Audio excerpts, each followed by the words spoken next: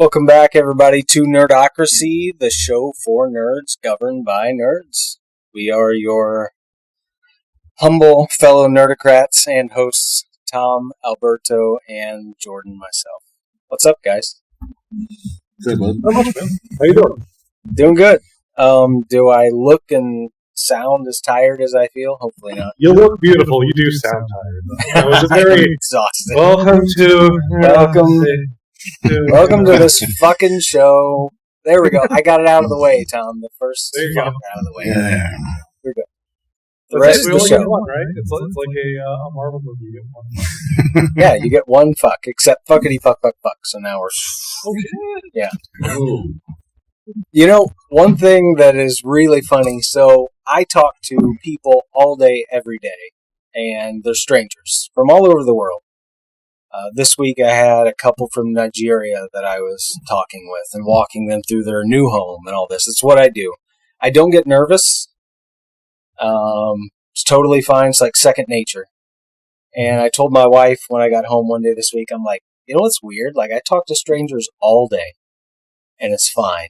But then Sunday rolls around, I'm like, oh, I'm going to do the show with Tom and Alberto, like friends.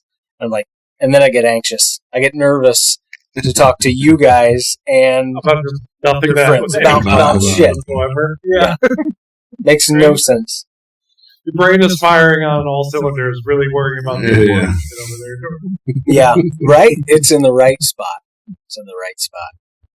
But we've got an interesting show today. I think just last week we talked about not really being big horror fans.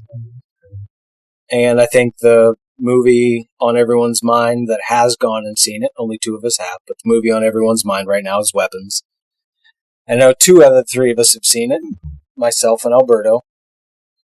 So we will attempt to persuade or dissuade Tom from going to watch Weapons with a non-spoiler review of it, which is going to be hard for me. Nah, you should watch it. It's going to be really hard. I will stop you there and just say, I am definitely going to watch it, but I also do not think it'll be in the theater. Yeah. It'll be on my couch at home. So I can go run crying to another room if I need to. I have this horror movie tactic when I'm in the theaters where I will keep my head straight, but I'll look off to the left so that I don't actually see what's about to happen. But other people don't realize that you're recoiling in horror. Yes, nobody realizes that I'm totally scared to death. But the hard part for me with this film is going to be reviewing it without spoilers, because I cannot fully articulate why I like it or dislike it without explaining certain things. So I will not explain those things. I will simply attempt to review it without spoilers. But Alberto, if you want to go first, I say go for it. You saw it first. I did, yeah. I think it's gonna be a different experience for everybody, depending on your, family man or single, or it depends on how your social circumstances are at the moment. I don't know if it makes any sense, but it's fine. It's about kids, right? It's like it centers but there's other subjects going on, and there's different characters that you personally might sympathize with, and me sympathize with another based on the circumstances that have been shown in the movie, and I think that's great because it gives you a different experience. I might talk to you, and you saw a whole other different movie than I did, aside from all the plot and whatever, spoiler free. But I think that was great. There's a couple things I would have edited. Maybe they were too long. But as far as the pace goes, I just wish there were some characters that would have fleshed out that were more interesting. But I think the characters that they kept in, even though might sound unnecessary when you see them, it fills the plot. So it's an interesting way of presenting the movie. I don't know if you read anything about it, Tom. I know you try to stay away from everything spoilers. Good on you.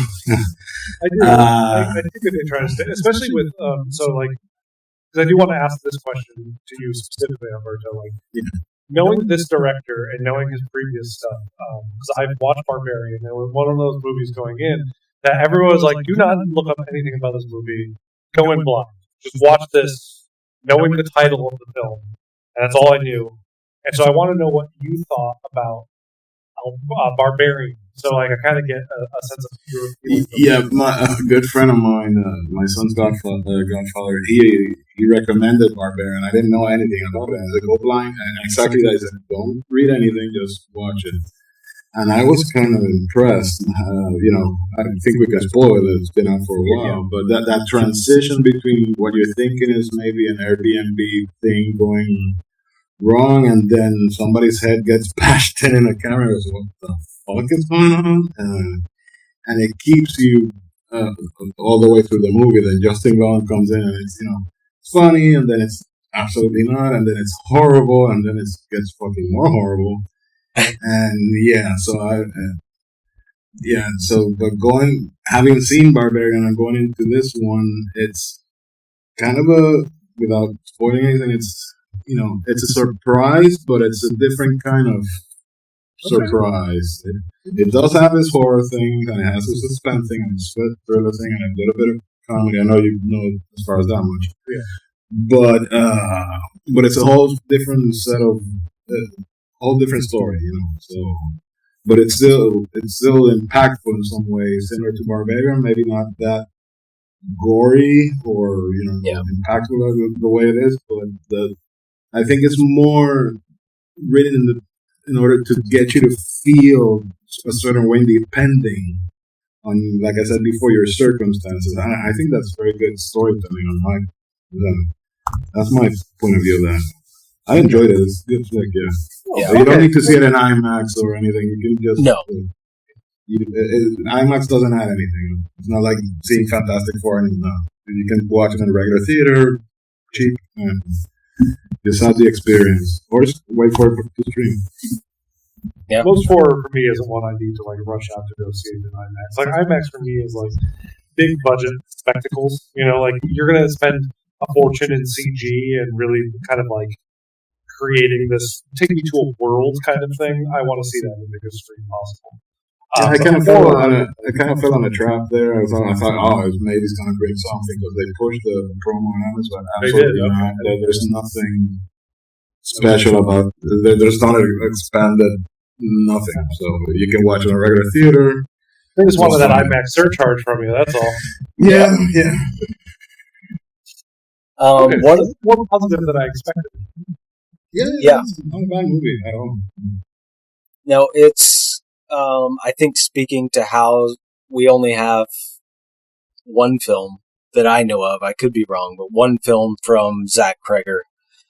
But Barbarian and Weapons are very similar in the sense that he's a very unique storyteller, and I really like that. He's got a way with the camera, and he has a way with the way he tells his stories, and it's very, very unique and engaging just to watch, the way he films his movies. One thing you mentioned, Alberto, there are layers to this, and a lot of people will...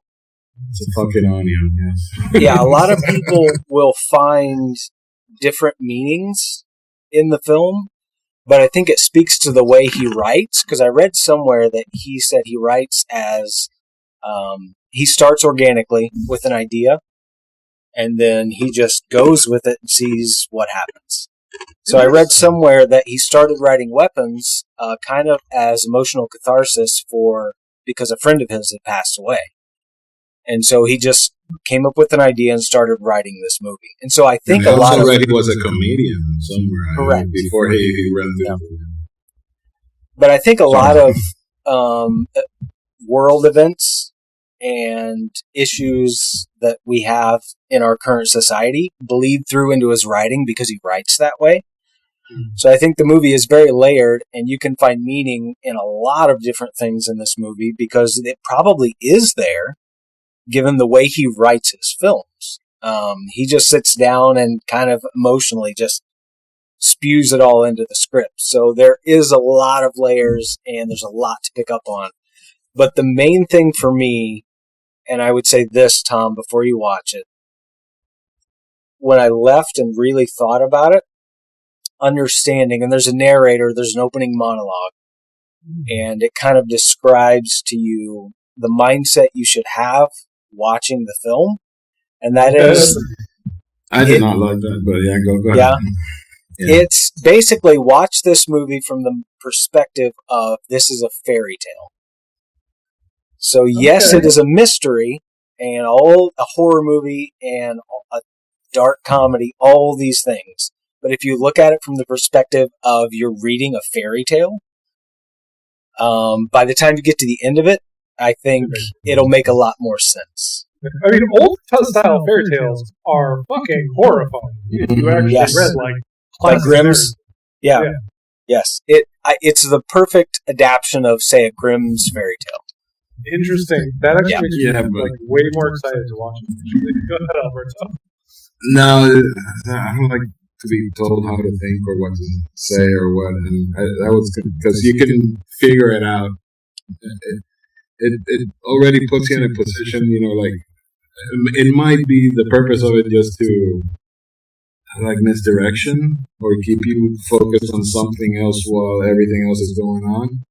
But to me, down the line, it made it a little bit predictable, and that was the problem right there. Because I caught a lot of things early, and I was like, okay, I know where this is going, and that's why I said a couple of the stories could have been shortened because it was going to go, inevitably this way. Yeah. But yeah, I don't like when they give you that monologue to explain and this and that. No, let me figure it out. Don't take away from my experience. So, but yeah, basically what you just said, Jordan, it sets you up for that premise, and it goes on. But that I did not appreciate in the beginning of the movie.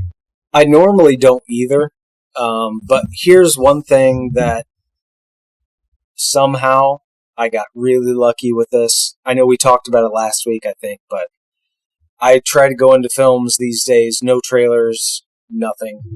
As far as this one goes, I literally seen no trailers whatsoever.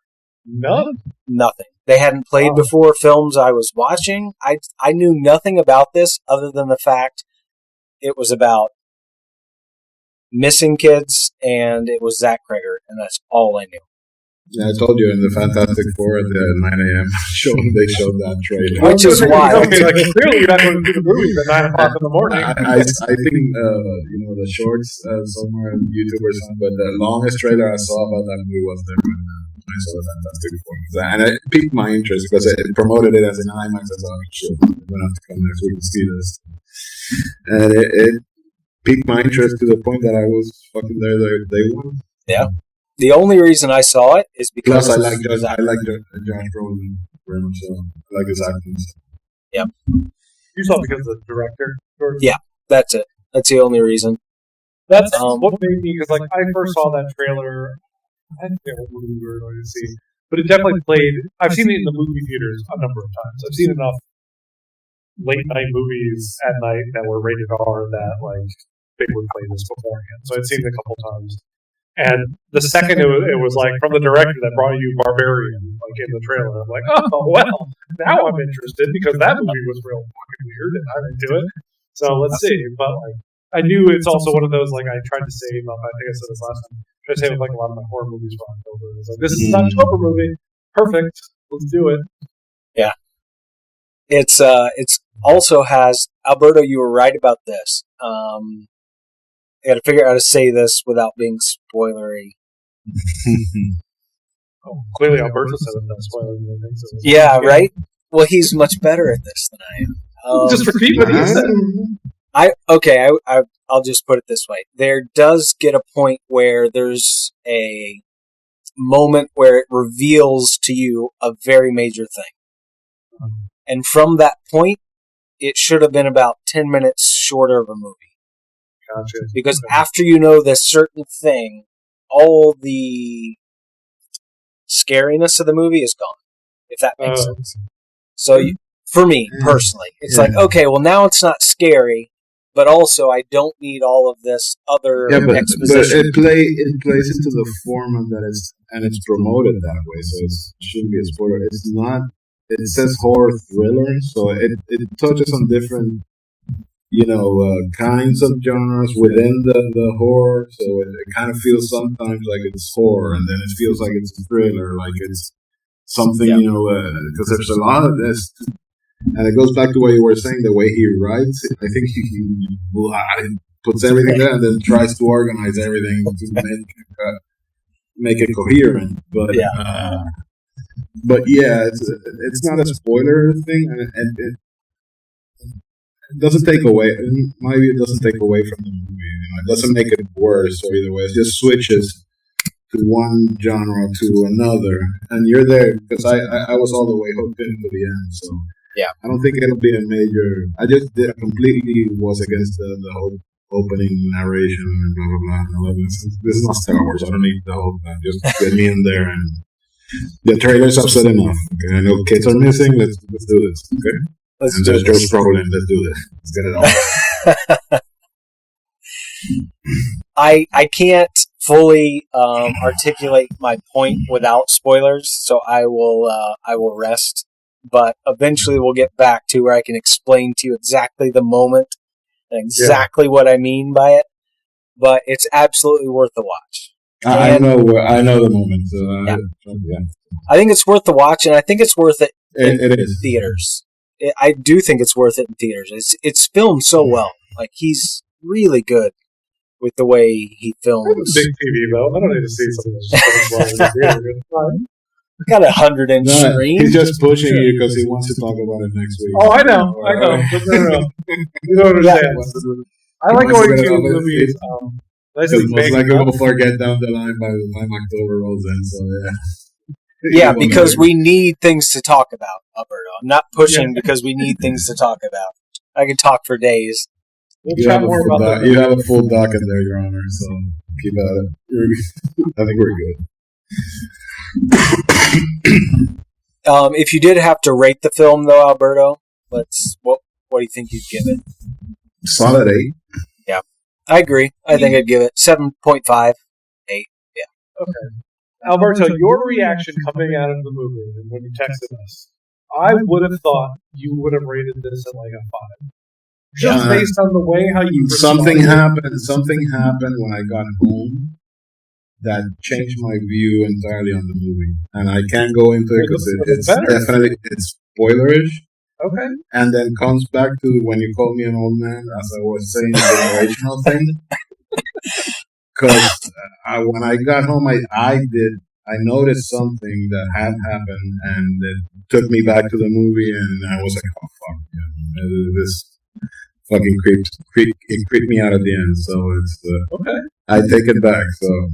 But it goes to what I said in the beginning, that it's a generational thing. That you might see a different feel about the movie whole differently than I did, and maybe Jordan because he's younger than us, and you and I are almost the same age, but there are different circumstances that you might feel different when you have your own viewing about it.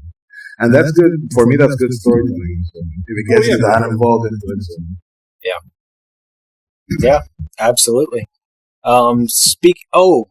This just crossed my mind because you said you came home and there was something that happened that changed your perspective. Did you guys see Longlegs? I did. I have not yet. I've heard it's on my list of things I need to watch. It's not nearly as good. I was somewhat disappointed, but there's some truly creepy shit in that movie. And I'll never forget, we got home from the theater. It was like midnight. And there's basically a Satan-type doll in the movie. Okay.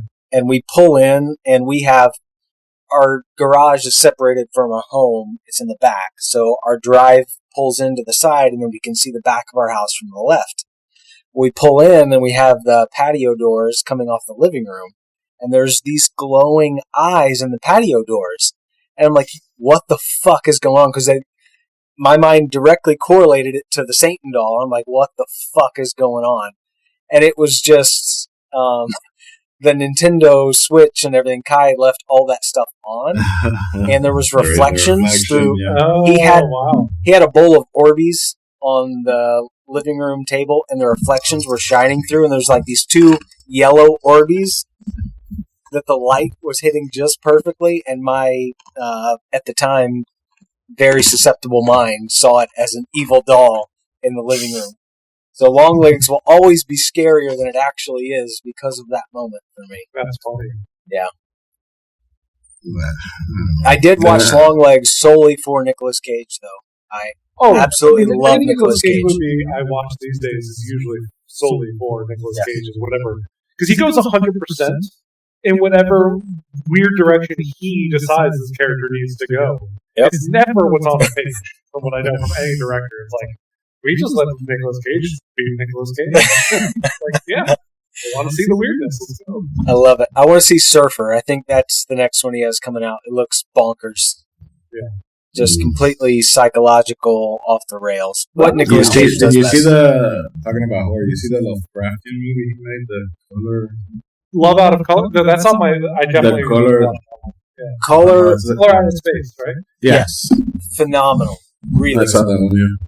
That one's been on my list for a while. It was on my list from the beginning because Nicolas Cage. It came out like right after Mandy, and like Mandy was returned to form for me with him. And then that came out, and I was like, "Oh, I'm in because of that." And then the second I heard that it was a Lovecraftian thing, I'm like, "Oh, now I'm way more into it." Yeah, I love Lovecraftian horror shit. Yeah, I do. Yeah.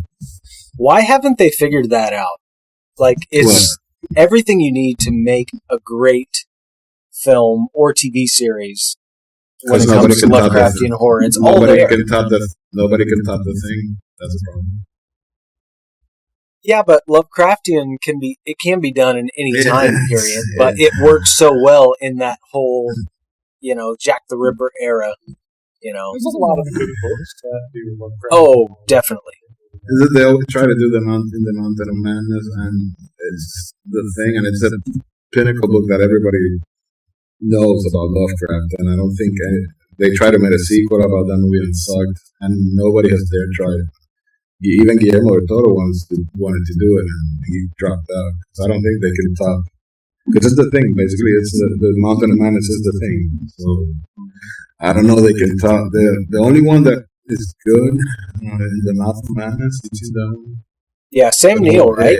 The Sam Neill movie. That's a. I know about it. I listened to a watchcast. And the Lovecraft Country that they did in HBO. That was great. That was pretty good. I was so bummed that got canceled. Yeah.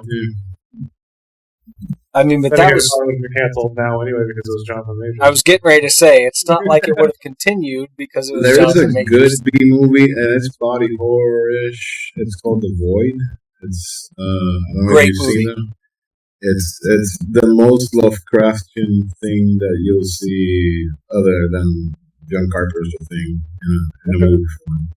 But it's very it's gory. It's almost Hellraiser-ish, so it gets there. But it's for people that said they weren't into horror a lot, we've managed to fill a lot of time talking about horror. Oh no, I like Lovecraft. Notice how I'm the one saying I haven't seen it. I'm true when I say that I'm not like the biggest fan. I've always loved Hellboy. I'm a big fan, so everything related to Lovecraft. I've tried to read it. Anything Alan Moore also. So it's a big into Lovecraft stuff. So even Watchmen. So. Yeah, I think for me, I really like movies that make my brain go nuts. I like to come home and think on something that I've seen, and so I kind of seek that maybe in horror films, and that appetite's never satiated, but I seek it there because it's really the best place to find it, I guess. So maybe that's why I watch so many.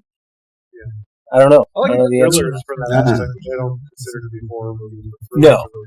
Because they get my mind racing, because they're like, it's a thriller, it's meant to be related, which is usually leaves a lot of questions along the way. You're having to put together all these pieces to a puzzle and figure it out.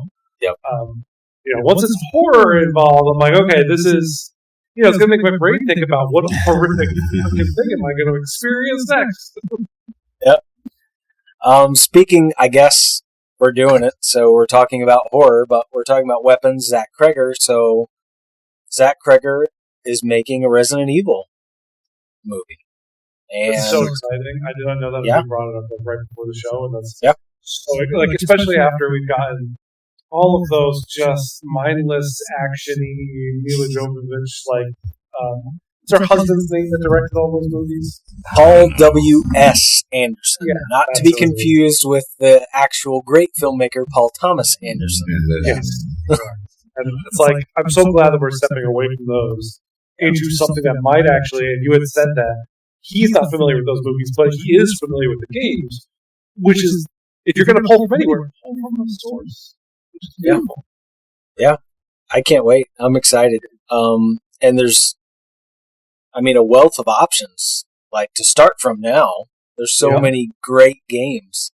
The latest Resident Evil stuff has gone in such wild directions too, because like they've done like the Texas Chainsaw Massacre family kind of stuff. They've done here's a mansion in the woods with all these creatures, with vampires and werewolves and all that stuff. And like I love it. So it's not just a zombie vehicle anymore. There's a lot of pure horror stuff to choose from. And it all centers around some experiment going wrong, something or other. But I got a question for both of you. Are you in the Leon Kennedy camp or the Chris Redfield camp? They're entirely different. That doesn't answer the question. So, who do you prefer? If you have to pick one for a movie, which one would you pick? Okay, that's a good question. But I will say, I think Leon Kennedy would make a better movie. But in terms of video games, I'd rather play a Chris Redfield video game because it's an action game versus the Leon Kennedy is more. This is more of like a horror. Like he's thrust into a situation where he seems not prepared for it. Where Chris Redfield is, he's a member of Stars. He goes out and he hunts these things. That's what his whole deal is. So you like Leon in Resident Evil 2 or Leon in Resident Evil 4? The same guy. No, they're not the same. One is the rookie and the other one is the time has changed a little bit, but he is the same guy. Mm-hmm. See, I think what would make a more interesting movie is like what happens in Resident Evil 6. The one that is the Texas Chainsaw Massacre kind of family. The first person one, yeah. 7. Yes, where the guy gets his hand cut off and then he's able to Biohazard, I think it's called. Right? Yeah. Is that 7? Yeah, 7 is Village. No, 6. Yes. Because 5 is the totally action game. Yes. Yeah. 5 is the Chris Redfield and yes. That's the one in Africa, I think. No? Yep. The one, yeah. 4 is in Spain. 3 is where's 3? I think 1 through 3 are all Raccoon City, aren't they? I believe so. 1 is in the castle. Yeah. 2 is in 2 is Raccoon City. It's the police. Starts the police precinct. Yeah. But 3, I don't remember 3. I thought 3 was Raccoon City too. Because it took them a while before they're like, okay, let's tell the story other places. And I remember the main there was Redfield in that one. Leon? I can't remember. I've slept since then. I don't know.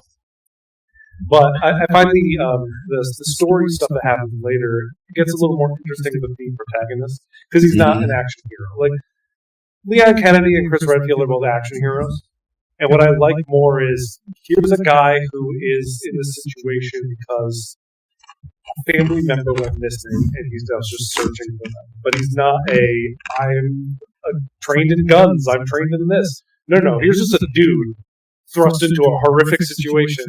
Good luck kind of scenario, right? Yeah. I feel like that would make it more interesting. Well, now adding one here, Barbarian has that feel from that game, especially in the catacombs part with the big thing chasing after them. So he might go that way with the Resident Evil movies. Don't know, but I'm excited to see whatever direction. Yeah, I think I would like to see it take place in the police station. Like, I think he could do a movie where it's solely in the station. So basically 2. He could adapt Resident Evil 2, and I think it'd be... I mean, anything he does will be great, but I would like to see 2 adapt it. Yeah, because the way he shoots, imagine a tyrant running after him through the corridors. It'd be awesome. I do think, though, like, I feel like he could do because, like, the first Resident Evil movie, the Mila Jovovich one, they tried to do the mansion, but all of a sudden it turned into, below this mansion, it's a sci-fi wonderland. Yeah. It's now, I don't know, clean walls, crisscrossing lasers and stuff. Yeah. I think that he could make a really interesting mansion horror movie, right? Here's just like this creepy old mansion where there's frog monsters, zombie dogs, and all this horrible freaking shit going on. All of it. But you're right. It's more interesting. I find the Mr. X character and the Nemesis character to be more his style based on Barbarian. That big thing that's chasing you, the unknown, of when you're going to turn a corner and you can't kill it. It's just going to keep coming. So it'll be interesting. So good. I'm excited. Hopefully it comes out like not 3 years from now when we've completely forgotten about it. That doesn't matter. More Resident Evil games will continue to come out between now and then. It will always be on the forefront of people's minds. True. Speaking of adaptions, though, and not really horror, but kind of horror, because I had moments where I was truly afraid. But I don't know if you guys know this. I don't know if I brought it up before the show or not, but Elden Ring is being adapted into, I believe, a film. Okay.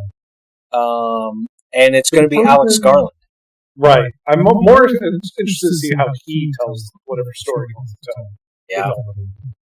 Yeah, I've not played Elden Ring. I played Dark Souls. Is it kind of the same thing, or the story is very different, okay. Right? But the gameplay is very similar.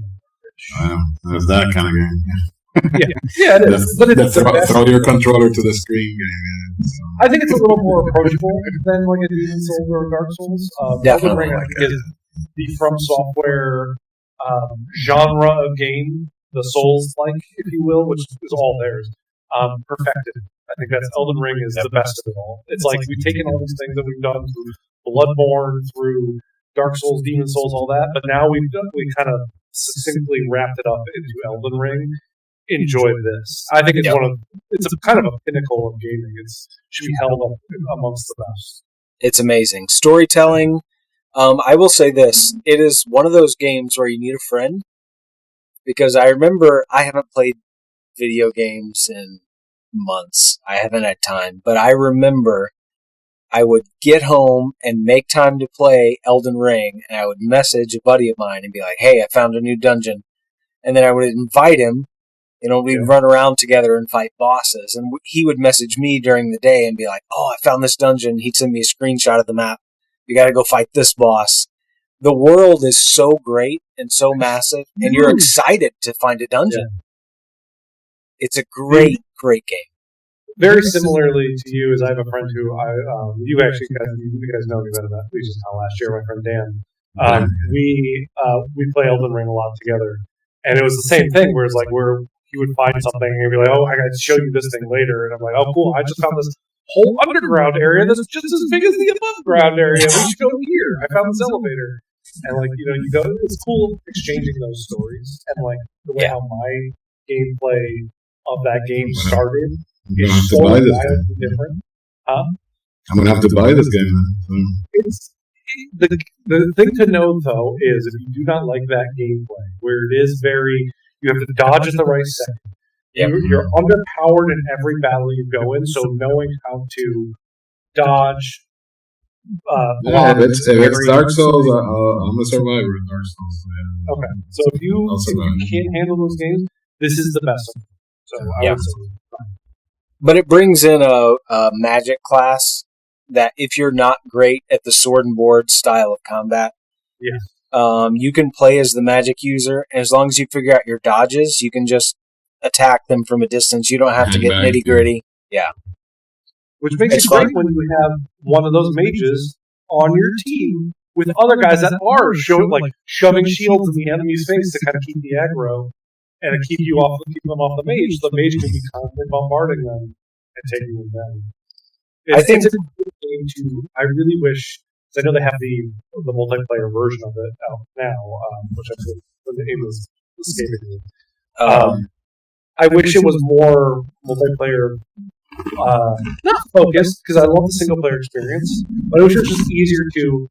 Okay, we are going to make this a multiplayer game for myself and my friends. We can get into a lobby and then all load into the world together, and kind of whatever progress happens in that world kind of happens for less. I would love that. I know that's not really what they were intending for it, but they do allow you to partner up, and it's really fun and interesting. So. It's so good. Shadow Rain? Shadow of the Erd Tree. Shadow of the Erd Tree. That's Yep. Or is that the expansion? No, that's the expansion. Yeah. Night Rain. Wait. Night Rain. Oh, Night Rain. Okay. It's Elden Ring. I think it's Night Rain. I don't know. I'm not. It might be. Yeah. I know. I people on the keyboard. It's this. Yeah, bring it on, keyboard warriors. Actually, one of my no one gives a shit about this in the world, but one of my crowning achievements is that I platinumed that game. That is a hell of an achievement, right? I feel the same way. I beat that stupid final boss 4 times, and that is an achievement, all in of itself. It's amazing. Yeah, but no, I'm very excited for that. I have not but I play. I have like 140, 150 hours in it or something like that. So something ungodly, insane amount of time spent in that. As far as Elden Ring goes, and I know we talked about it briefly, but Alex Garland is going to be helming the movie. Are you guys familiar? I think you said you were, Tom, but are you guys familiar with the other stuff he's done? Yeah. I've not seen Civil War. I don't think I really want to see Civil War. It's hard. Oh. Yeah. Yeah, it hits home. It's hard watch, man. Yeah, I think that's it. I think it's just a little too prescient for me right now in the world. But what's the one that begins with an A that I'm blanking on? Annihilation. Annihilation. I love that. That was fantastic. Ex Machina, Annihilation. Ex Machina is also 28 Days Later. What else? Dread? It says? No? He wrote No, I it? don't think he did Dread. Yeah. I don't know if he wrote it or not. He didn't direct it. I don't know if he. He might have written it though, because I know he does write a lot. Yeah. Yeah, Dread. I think he wrote it. Yeah, I love his stuff. That's what makes it really exciting. Especially the interesting thing about Elden Ring is that it's co-written by George R. R. Martin, right? So it's like here's this vastly, interesting story of, not to spoil like certain things that kind of a lot of characters are intermixed in ways that George R. R. Martin likes to intermix characters and ways. So it'll be interesting to see another auteur, such as Alex Garland, take another author's story and kind of restructure it in a way, or tell a story from that world. So I don't think he'll tell the story of Elden Ring unless he tells something from the past, because a lot of Elden Ring takes place after this huge calamity kind of thing has happened. Yeah. So I think it would be more interesting to tell a story of the past, and then you could eventually maybe lead to that. What we play in the game. Yeah, I'm excited. I know Annihilation. I saw that in theaters 3 times. That fucking bear, Jesus. Right? The audio is so good in the theater in that scene. But that was one of those movies that I feel like was just made for the theatrical experience. Like, you needed to experience all of it. The sound was phenomenal, and the crazy shit. Awesome. I have no problem. I mean, I have surround sound. Like I said, I have a big TV. You're good. I'm still I'll be like the last guy on the horse, for theaters, because they are, let's face it, the theater experience is dying. Audiences suck. A little bit. Yeah, that's the thing is like when I can watch something at home, and there are certain things I rush out to go see. The stuff that I don't want anyone to spoil for me. As long as it's not horror, because I can't. I'm not going to go see a horror movie by myself. I'm a baby. It's fine. But if it's action or animation or anything like that, I go to the movies multiple times a month. I'll go by myself. Yeah. But if it's something like, I heard that's good, but I can wait till that's home. It's fine for me because I enjoy my experience there, and I'm not going to have to worry about someone being on their cell phone. I always have to worry about that when I'm like, what outweighs what? And making sure I saw Fantastic Four night 1 so things don't get spoiled is worth the risk of someone in front of me, I don't know, being on Instagram the whole time and DMing people and doing all this stuff, because that happens to me 9 times out of 10 at the cinema. I hear that a lot because I watch a lot of movie-related shows on YouTube a lot. John Campion, Robert Meyer Burnett, and Christian Harloff, and all these people that they're solely in the industry. They're writers, producers, critics, so they are in the industry. And they talk about it all the time, but they live in California. They live in LA, and they talk about how bad the theater experience has become. I don't experience that here. Yeah, normally everyone is very respectful, other than Minecraft and kids throwing popcorn, But I wasn't into that movie anyway, so I'm like, go for it, throw popcorn, I don't care. But yes, it's strange to me to hear that the experience is so bad in other places. It's bad. Honestly, it's only been bad for me since moving to California, which is really funny to me because in Los Angeles, I really didn't have a lot of problems. Los Angeles is an industry city, so usually you get a lot of people that are very respectful of the movie-going experience there. But the second I moved to San Diego, every movie I saw in San Diego, I had some issue. And I did have some issues in Los Angeles, depending on what theaters I went to. But the one that I made my preferred theater, I never really did.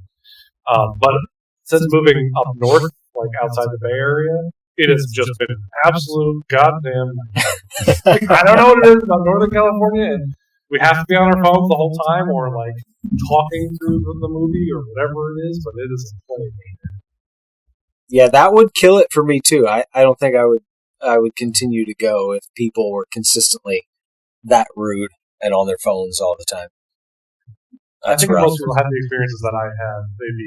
They would not go back. So I think I kind of prop myself on the fact that I still go every now and again, but I know for a fact I'm going to have to shush somebody or tell somebody to put their phone away or something.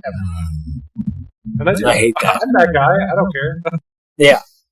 Oh, no, yeah. If I have to tell someone to put your phone up, hell yeah, I'll do that. That doesn't happen down here. I've never experienced that down here. At least the theater I go to. And there are kids over there. But once they say cell phones off, all that stuff, it's complete and utter silence in the theater. That's good. Weapons was like that. There's not a peep, jump scares and everything, but not a peep through the whole movie. Very jealous of you guys getting a better movie. There were only 3 of us in the screening of Weapons that I saw. That's full theater for me. I went the last hour. It was IMAX. It was full. Back to. There's only 3, which was kind of great, but also horrifying because there's no one else around. So it was. Yep. It made it even more scary. That's good. That's a good experience then. Yeah, the only film I've seen by myself, like I was the only person there, was this is an old one. Pandorum. Do you remember that movie? Yeah. Who was that? Ben Foster. Ben Foster. Dennis Quaid. It's kind of like an Event Horizon kind of movie, something like that. Yeah. The last one I thought I saw, there was 2 of us in the theater. It was the Last Aliens. Romulus. Romulus, yeah. There was nobody there. I was so happy. There was a good showing when we saw Romulus. It was opening weekend, and there was a pretty decent number. No, I went like the week after. I didn't see them. Like if we're talking like aliens, like Predator, when the new Predator movie, I forget whatever subtitle it has. Badlands. Badlands. I will be there probably night 1 for. Yeah, I think that will be the next one on the agenda. Yeah, and then we've got. It looks good. The movie looks good. Yeah, they're actually finally marrying the universes because we've got the Weyland-Yutani robot running around with the Predator, and that's phenomenal.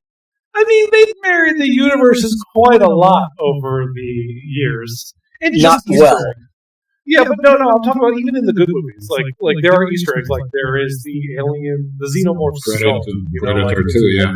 There's an alien skull. Stuff like that. There's stuff. So it's not all Predator versus aliens. Like from the what was that, the 90s? Yeah, late 90s, early 2000s.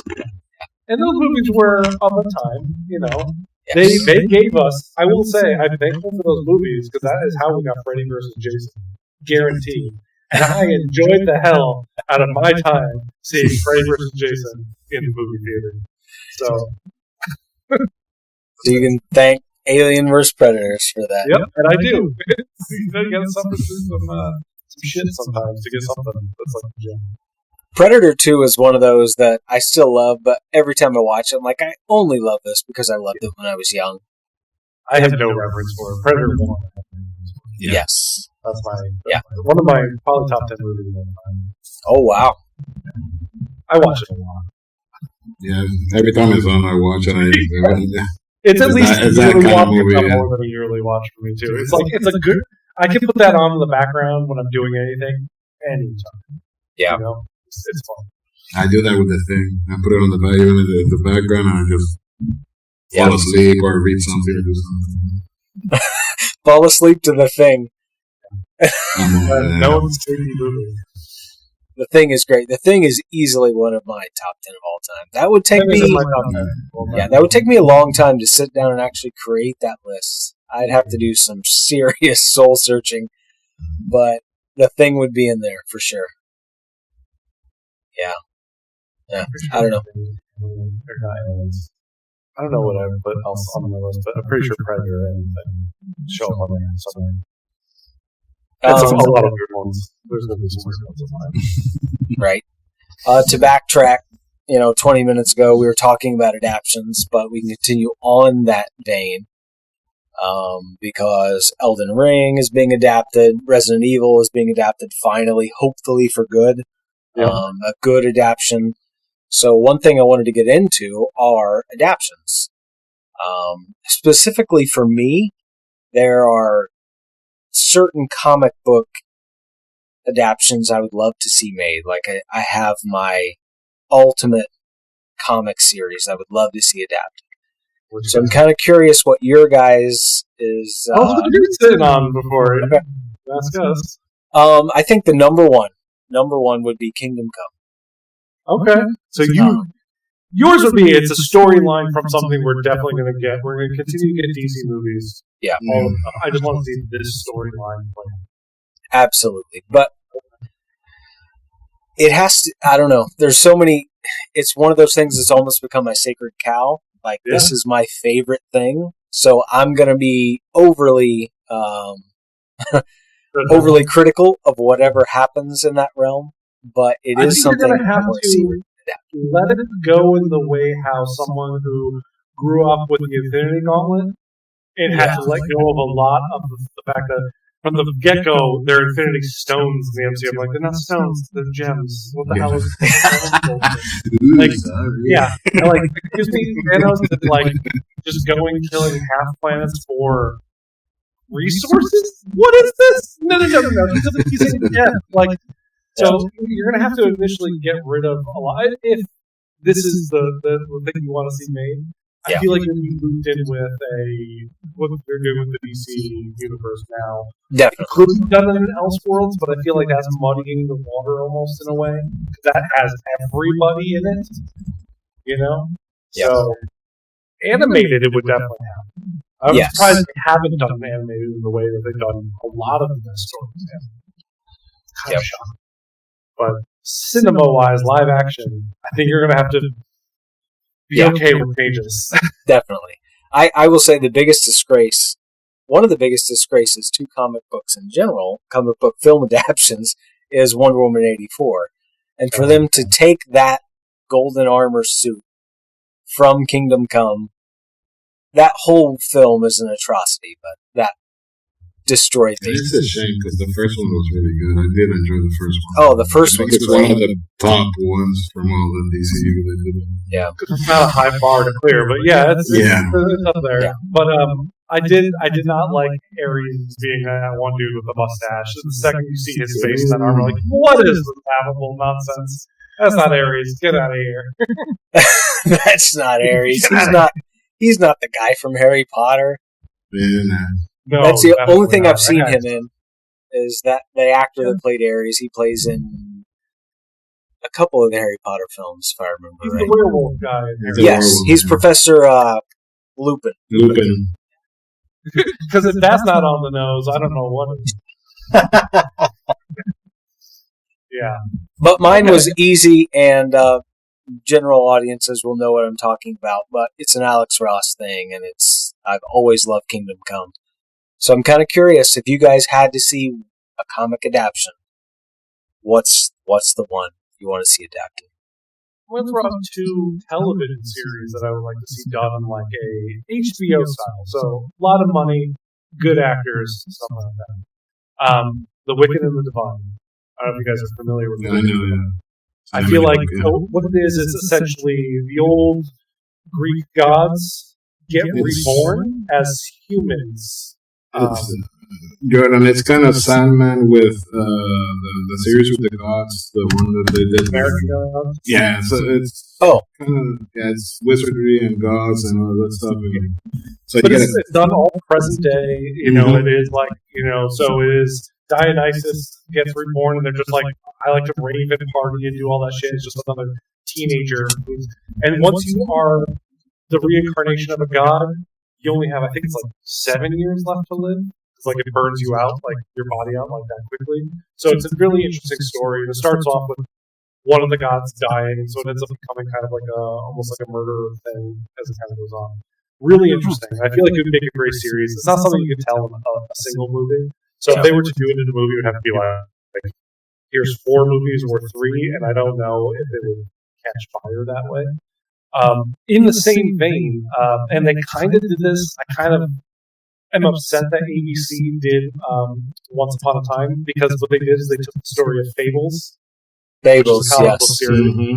I would love to see that as a television series, high budget, and I feel like that would make an amazing series. And Once Upon a Time just is very network TV, I guess is the way I could say it. It was fine. I watched it. I enjoyed, I think I watched 5 seasons out of it. I don't know how many that ended up being. But it was very soap opera-y, and I'm like, this should be told way better. And the story of Fable is so much more interesting than what they did with Once Upon a Time. So I feel like that would be another great one. Did you play the Werewolf Among Us games? So I own it, and I never played it.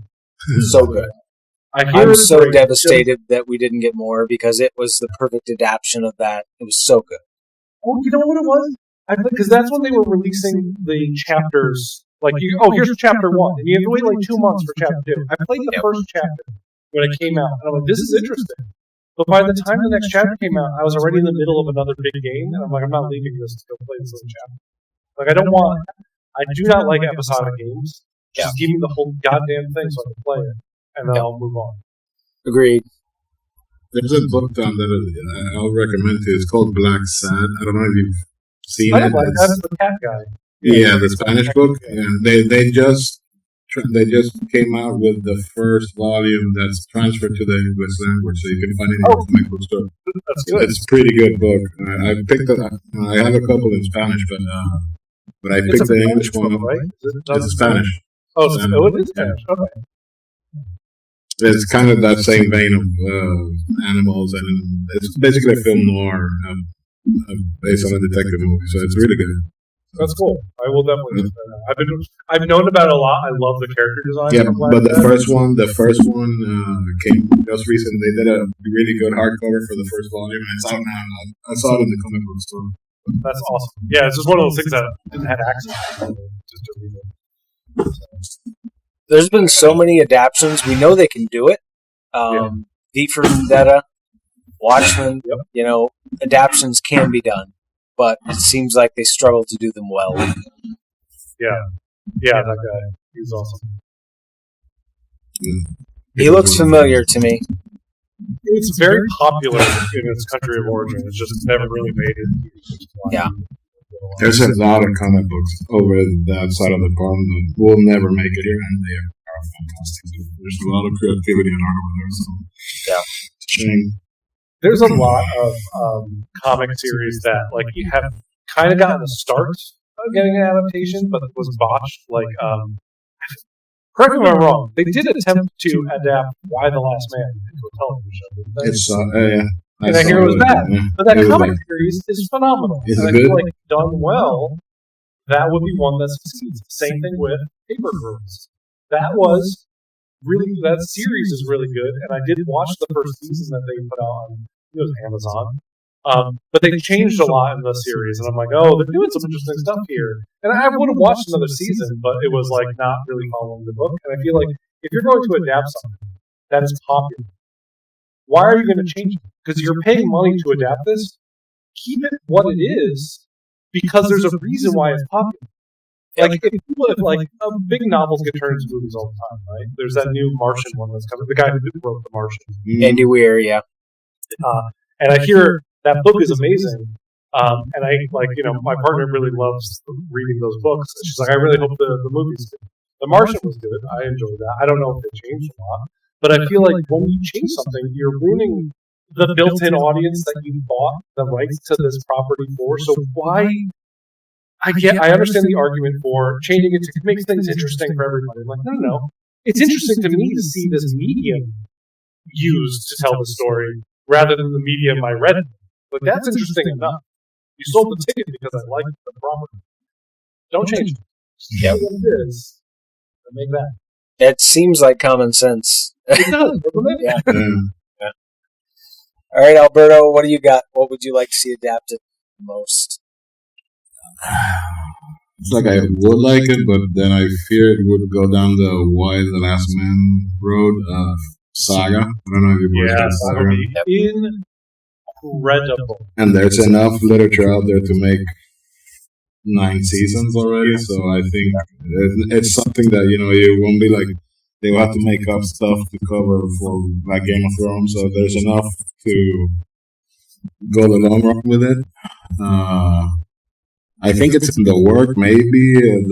Something's Killing the Children also. I don't know. That's going to be on Netflix, and I'm super hyped for that, because me and we're ready for Jessica Slaughter on screen. I know that. And I wanted 112 or 116. Somebody make it. Third part. I don't care. Somebody do it. Thank you. And there's another book. It's called East of West. I don't know if you've read it or heard of it. It's a wild sci-fi western with the Four Swordsmen, and pretty fantastic book. And that's also come to an end, so there's enough to do 10 seasons with it. So it's already out there in its entirety. So I think that's important. You wait till the story wraps up. If you're telling one of these types, what you're talking about, Jordan, Kingdom Come is a standalone book, right? It has to be done. Do not adapt something that's like, oh, we're like 3 books away from finishing, because chances are something's going to happen, it's not going to get finished, and they're going to Game of Thrones it, and then it ruins the entire idea of a property, right? Because House of Dragon, we were talking about a little bit earlier, and I said I really love that, but I feel like the public consciousness is just down on Game of Thrones. So I don't know if that's doing as well as it could have been. Yeah. It's so good, though. It's so good. If it does go, and once again, we're talking about adaptions. So if it truly holds true to the story it's adapted from, there are going to be a lot of angry viewers, because it's George Martin at his finest when it comes to these characters. It does not end. For everyone to die, and then a grasshopper to become the king of the kingdom. Yes. Yeah. It ends horribly for most of the characters, but I'm excited to see it. Well, it has to, because it leads into that god-awful world that is Game of Thrones. This is the path to a horrible world we know already. Yeah. Actually, a great comic run I would love to have seen adapted, but I don't think enough people got into it. And it did not get finished, but it was called The Last God. It was a DC label, and it was during the time where they were experimenting with the Black Label, and it was its own dark fantasy series. Wasn't based on any characters we know. It was its own fantasy universe. I bought all of them that came out, but they never did finish it, but it was really good. So many great comic books that just died. There's a lot to pull from. I have... in the other room that I'm going to record from one of these weeks is all my shelves of my graphic novels, and I could easily just turn around like, they should make one out of this. So many. I mean, speaking of adaptions that failed, and we may have talked about this on one of the previous shows, but I cannot understand why they can't correctly adapt anything Hellboy. Oh, yeah. You only need to take one book. There's enough in there. You can make a whole movie from one book. It should not. Far be it from me to say it shouldn't be that hard. Right now. Yeah. So yeah. And like you were talking about Alberto earlier about like Lovecraftian stories, right? Like a lot of Hellboy stories, whole Lovecraftian stories. So if told right, you could do a comedy special if you want, but you could do numbers of horror-based like movies, and you have this one central character that kind of keeps it a little light because he is a child of hell brought up in human society, but he's not whatever he was in the Guillermo del Toro stories, which I think we did talk about this already because I feel like I said this. He's like a child but in a man's body. Hellboy should be done better. It should be done in a series and give it the rightful respect it deserves. The only thing is that I don't know if Mignola just gives him away for because I'd be more protective of it because I don't know, but it needs a 10-season series, and if there's enough literature out there, just with the end of the world and all that stuff. After he goes to hell, there's enough storylines there to do. You could do a whole spin-off. Like I would watch the BPRD. I would watch a series with those characters without help. I would watch that too. Lobster Jones and the Coast of Lobster Jones. There's enough stuff there too. It could become its own huge label, huge universe things that even rival Marvel, DC films and whatnot. If handled properly. Yeah. Sadly, I do think you're right, Alberto. I feel like Mignola just was like, "Oh, sure, you want to do a Hellboy thing? Here, do a couple bucks and do it here." The perfect example was that last movie. I don't know how the rights got there. I don't know what they were expecting to get out of that. And it's a good story in the books, but it's translated to film. It was what it was. It was sad. It was sad. I saw it because I just wanted to. They took one of my favorite characters in literature and just went like, that's it. Yeah, it's I don't know. I don't know if they'll ever really. Yeah, I don't know if they'll ever figure that out. It's truly something made for television, though. No. I think. I have a question for you. Yeah. Talking about adaptations, right? And we were talking about video game stuff earlier, and before the show, we were talking about, let's talk about some video game adaptations. And what instantly went to my mind, and I see him behind you, which is what brings this up. I have not seen that movie, but I always thought that Uncharted would make a great film, and I just did not see Tom Holland as Nathan Drake. I don't know if you saw it and what your thoughts on it. I don't like it at all. In my it's the same with Indiana Jones. Like that's not an adaptation, but that shouldn't be something that's difficult to make. Yeah. But for some reason, they just can't figure it out. In my mind, some people love them, but Uncharted was the same way. Like you have this wealth, you have our world and our world's history, and you can take any one of the multitude of mysteries from our world and create a really engaging story. And they can't do it with Indiana Jones, and they do it in the Uncharted games, and they couldn't do it in the movie. They turned it into an action spectacle that's like, I don't need that. The game is very, like, Nathan Drake is a mass fucking murderer. He kills people like I have never seen. Right, yeah. Yes. John Wick is a bitch. There are trophies. There are trophies for a certain amount of headshots, which I proudly achieved, and it's great. But yes, Nathan Drake is a mass murderer. It's very action centric. But what makes those great games so great is they have phenomenal stories. Like they're so good, and the mystery and the things they tie in from our actual history on this earth, and then they put their spin on it. Like maybe it's this. Aspect. Do they do that in the movie? Do they throw a little supernatural thing in there? Not really. It's hard to describe. It's very surface. It's on my list to watch one day, but it's like knowing that no one really cares about it. It's like it's falling further. I think it did okay box office wise. We may get another one someday, but it's just such a surface level adventure movie. It didn't get my money. So once I saw Mark Wahlberg was Sully, I was like, I'm going to watch this. He was better as Sully than Tom Holland was as Nate. If that means anything, not really, given nothing. Absolutely nothing. Well, Mark Wahlberg, I don't think he's a terrible actor. He could be a terrible person. I actually think he is a terrible person. Is he? I don't pay attention to him. He's got money. He probably is. Yeah, but he was always one that I'm like, I could see him actually playing Nathan Drake himself. He looks like he could play Nathan. But then they chose Tom Holland. I'm like, what are you doing? Why is this little kid gonna be Nathan Drake? But you know who everybody wants it. Wanted for the part. Yeah, they could fill him like way back when. Like, yeah. But I would have loved it, but he's a little, far be it for me to say, he's probably in better shape than I'll ever be. But he's a little old, and he's 2 seasons. But this was what, 5, 10? How old is that movie? Uncharted? 5 years? 6 years, I think. Yeah. I moved too crazy. Yeah. Either way, it's not a great movie. Not worth your time. Unfortunately, I don't watch any of the Tomb Raiders either.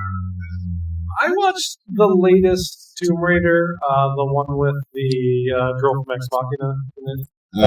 Alicia Vikander, I think. Yeah, I liked that better than the Angelina Jolie movies, but it also wasn't really the Laura Croft that I was expecting. And I played the games, and I have enjoyed the games. The most recent one, they're really good.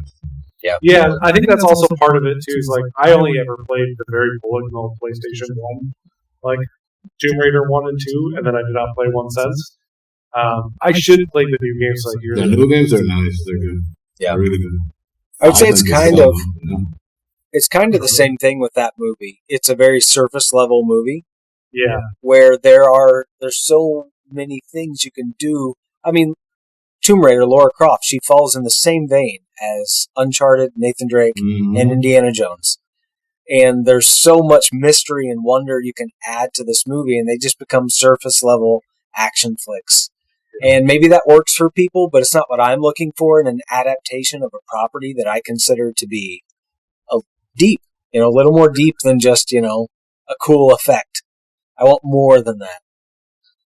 So yeah, Tomb Raider, nah. I can't honestly say there's ever been a good, to my knowledge, unless I'm missing something, there's ever been a good video game adaptation to film. Oh, there has, though.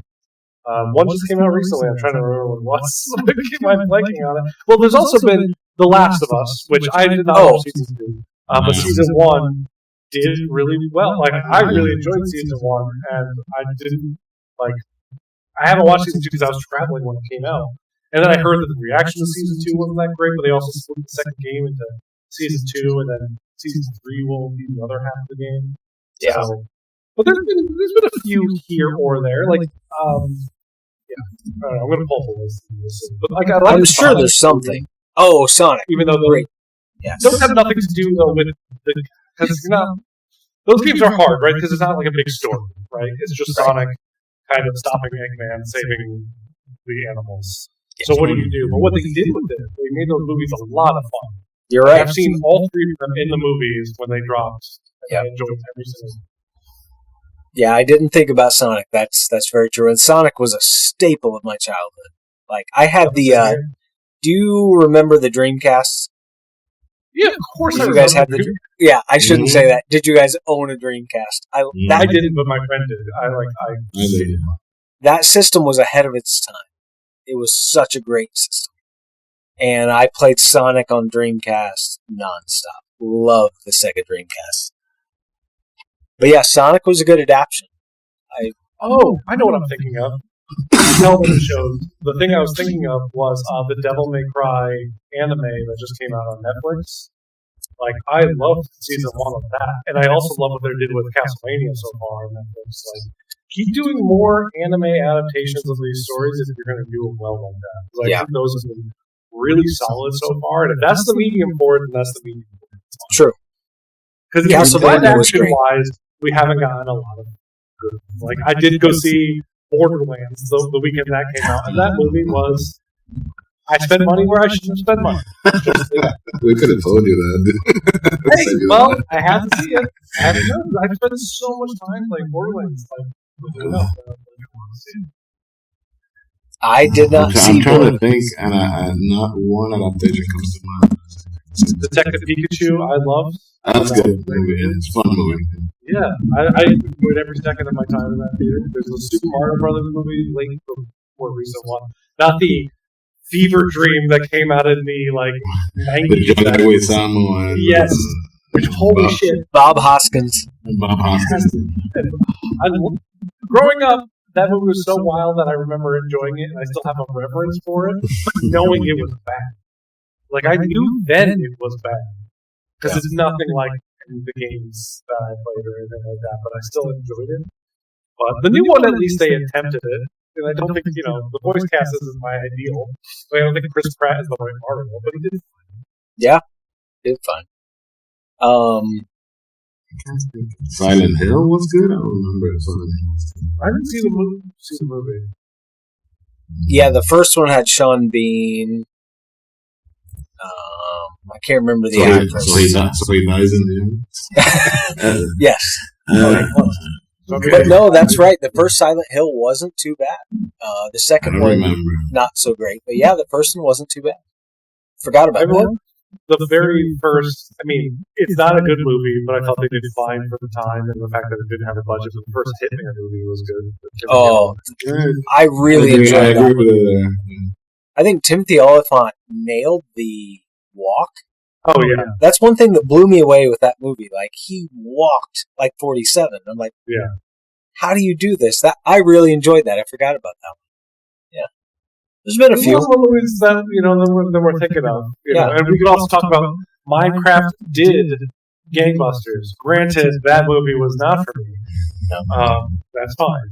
But it did gangbusters, so we'll probably get a sequel. It is Jack Black, so I can at least laugh at him. Yeah. Everything he does makes me laugh, so I'll go to the sequel because the kids will want to see it, and I'll at least get to laugh at Jack Black, which is great. He was almost a caricature of himself in that movie. Absolutely, yes. And he's so good. There's a game he did. I wish they would make Brutal an Legend. Yeah, that's the one. Yep. I was just watching some of the videos that Ozzy is in. Yep, Ozzy, Lemmy from Motorhead. Yeah, that game was wild. I remember when that came out. I enjoyed it. But I wasn't into the second half of it. So it was because of pure RTS. But I love RTS games. Yeah. It's just that was very action forward. And then it's like, oh, now the second half of the game is going to be nothing about what you're doing. It's going to be, I don't know. But it's unique. Yeah, I would say The Witcher is something that they almost pulled off, but they lost it. They started strong, and then it just plummeted. Do you think they plummeted because they lost Henry Cavill, or was they plummeted before that? Before that. Season 2, for me, was like, you've totally... Now, once again, I don't want to say I'm a purist, but when you compare the... we lost Tom. There you are. Yep, he's back. Was it just me that disappeared? Yep, just... Oh, that's wild. Everything went black, and I'm like, what just happened? What? No, but I would say as far as Witcher goes, not to be a purist, but whether you're a book reader or a game player, Season 2 is going to lose you. Either way. It's based on the book, so... Yeah. But they clearly changed it because that's why Henry Cavill is leaving, because they want to change it. He's like, no, you got to tell the story as it's told. Yeah. Season 2 does not do that. And so then when they switch... They're still going on with Thor's brother? Or I've seen pictures of him as Geralt out there. I don't know. Not for me. I tuned out. I'm good. And I'm also one of those weird players that played the game before I read the books. So, not weird, but yeah, a lot of people. But weird in the sense... I want to just play the game. I'm weird in the sense that I was on Triss. I was in the Triss camp, and most people were in the camp of Yennefer. So you played Witcher 2 then, probably, first. Yes. Okay, that's why. Yep. Then I went back and played Witcher 1 later, and then played Witcher 3. But, once you've started down a path, you can't go backwards. So I'm like, nope, Triss. Because you all the can, way. in 3, you can choose to go Triss. Yes, and I I did. like that about 3 is you can make your choices. I started with Witcher 3. That was what I started with. And I instantly was like, I don't know, black-haired vixen with purple eyes. This is kind of my jam right now. Let's go. Yep. I played 2 and then 1, yeah. I was with Trish all the way. So. Yep. But the books are very, very different. The books are similar to the show in that sense. Like, Triss is manipulative and not a great character overall. The games portray that completely differently because you get choice. Yeah. But in the games, you get to choose things. So it plays out totally differently. So also something very hard to adapt because then you're competing with two camps. Yeah. Game players and novel readers. But you should stick to if the novel inspired the game. And the game has a lot of game mechanics in it, letting you choose things, letting you do, make player choice and that. That's fine. But players know that story comes from a book series. So if you're going to adapt something, adapt that book series as Absolutely. That should be your Bible. That should be the canonical choices are being made there, and your gameplay experience is yours. No one's going to take that from you. Yep. True. We've gone. You guys see the 5-minute gameplay from the new one? Oh yeah, that was amazing. Yeah. Look awesome.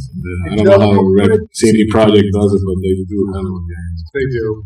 It does look like they depowered Siri a lot, so something must have happened.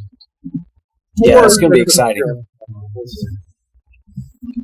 I mean, CD Projekt also killed it with Cyberpunk. Not initially. No, not initially. I had some truly hilarious glitches that made it enjoyable for me. Like, just truly funny. Some of the greatest. I walked out of the apartment building early on, like 2 days into playing the game, and I walk out, and this car comes flying through the city. Your apartment's like high up, though. Yeah. You're like, well, you walk down to the ground floor. I thought you walked out of your front door, and a car on the 30th floor just came and took you out, which was incredible. That would have been awesome. But no, I walk onto street level, and this car goes flying by, and everyone freaks out and, scatters. And this one person is stuck in the car that's flying by. Like, this little character's just glitched into the car, and they're screaming the whole time it drives by. What are you, some kind of pervert? Just over and over again. What are you, some kind of pervert? And the car just... hilarious. I got far into the game, but it got so glitchy that I'm going to wait until they overhaul the game. And I'm now currently playing through it on my Switch 2. Because I was like, I need to play my Switch 2. And I was like, I might as well take this game that will probably really be super intensive on the software, the hardware of the Switch 2 to see how that runs. And it runs really good. But that's another adaptation that they did that was really good. Oh, good point. Cyberpunk Edgerunners is fantastic. And that's another take, right? You don't have to tell the story from the game. Keep that same world and tell a unique story of characters in that world. And they did that, and that's one of my favorite animes. Yeah, I think to encapsulate what you're saying is they should contain adaptions to animated series and features. I was going to say that maybe Kingdom Come might work better on an animated. Yeah. Because I saw they did something, Alex Ross did something for CDC with the Superman like an animation. It looked pretty good. So I didn't see that. It's an advertising for some. I'll look it up on a Sunday. But yeah, it was. They did Superman like a photo. I don't know how the hell they did it, but it looked pretty good in animation. I think maybe what it is, Jordan, is I feel like when it comes to animation, a lot of the people who are making animation, part of the animation process is storyboards, which is in live action too. But when you're looking at something like that translates from more of an artistic take to an artistic take that doesn't involve realism, the idea of realism, it is very easy to go panel for panel from comic to animated or video game to animated than it is to take something that's so outlandish from a comic or a video game, and then some high up executive is like, "This doesn't look real at all." Like, well, we bought a video game rights, so guess what? It's not going to or supposed to. But somehow that escapes that boardroom in a way that they let it fly with animation. So. True. Yeah, there's a disconnect there. There will always be a disconnect from the bigwigs and the people consuming what they have the money to produce. That's not going to stop. Yeah. That's probably good. You encapsulated a lot in this episode, I think. Yeah, I've got to figure out now how to title this episode. Adaptations. Adaptations. There we go. You know what you should do? You should title it the way how they did on the movie adaptation title, where it's like phonetically written like they did. Yes. Except that will require time. I probably won't invest. Google it. That's so amazing. No, but I'm like the old guy at the keyboard, like, where's the enter button? It's frustrating. I'm very technologically illiterate. For the time frame that I was born into, I should be much better at this stuff. Oh, in fact, you're like the host and directing this entire show. And I apologize to you guys in the audience for that. I apologize. Yeah. No, I will apologize. We are like, we can say we're like the A24 of YouTube shows. No, we cannot. There is a not now. An expectation of quality of A24. Yeah, that used to be. So we're Blumhouse. There you go. Perfect. Anything goes when it comes to Blumhouse. Yeah, or we're Amazon Basics or something. God, okay, we're not that bad. But guys, we've gone a little longer than last time, about an hour and 20 minutes. Anything you guys want to cover, or you want to wrap it up? Let's wrap it. Nice little bow. Nice little bow. Adaptations. Yeah. All right. Well, guys, thank you for spending time to do this. It's a highlight of the week for me. Life's crazy. This is fun just to sit and talk stupid shit. It's great. I enjoy it, so thank you. And thank you, everyone that's joining in. Like I've talked to some people about, we'll do lives once a month. Live's its own beast. I feel like it's more for channels that have a larger following and interact with those people and super chats and all that. And we'll do lives. People that can have it functioned out in their life where they're like, okay, this hour of this day is for live. We're gonna kind of like, we have to change an hour here or there. We're kind of deciding until the last second on when we're actually recording this anyway. Yes. So that stuff will come in time. We'll get there. Yeah, I'm hopeful we'll get there. Yeah, we'll get there. Alberto's got a new mic, so we're halfway there. Yeah. Except it's super hot, so we gotta work on that. Huh? It's super hot. Like, I could hear you crunching your ice. Oh, yeah? Oh, sorry. No, you're good. I'm sure, it's great background. Yeah, people love it when people chew on videos. So yeah, totally. It's my favorite thing. You got the ASMR treatment. Yes, ASMR videos. That's our next thing. Tune in to our next video. Relax. Oh, God. All right, let's get out of here, shall we? Yeah, we're going to get out of here. Thank you guys for jumping in. The obligatory YouTube stuff, like, comment, subscribe, all that good stuff. And we'll continue to do this shit. But until next time, guys, thank you. Peace. Need an outro.